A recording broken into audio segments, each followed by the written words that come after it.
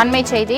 தூத்துக்குடி அனல் மின் நிலையத்தில் நேற்று திடீர் தீ விபத்து ஏற்பட்டதை அடுத்து தற்பொழுது 80% தீ அணைக்கப்பட்டிருப்பதாக அண்மை தகவல் கிடைத்திருக்கிறது.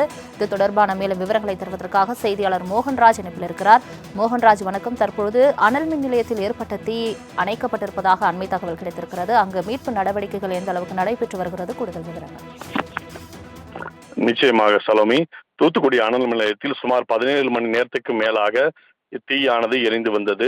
இதைத் தொடர்ந்து தீயை 3 மாவட்டங்களைச் சேர்ந்த தீயணைப்புத் துறையினர் போராடி தீயை அணைத்தனர். இன்று சுமார் 85% தீயானது அணைக்கப்பட்டது. தொடர்ந்து அனல் நிலையத்தின் அனைத்து பகுதிகளுமே கரும்புகையால் சூழ்ந்துள்ளதால் மூச்சுத்திணறல் ஏற்படும் சூழ்நிலையும் உருவானது. இந்த தீ விபத்தில் 3 அலகுகளில் சுமார் 630 மெகாவாட் மின்சார உற்பத்தியானது நிறுத்தம் செய்யப்பட்டுள்ளது. தொடர்ந்து பல கோடி ரூபாய்க்கான வருவாய் இழப்பும் ஏற்பட்டுள்ளது.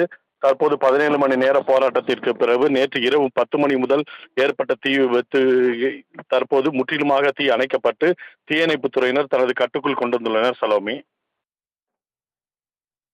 தங்களின் முழு விவரங்களுக்கு நன்றி மோகன்ராஜ்.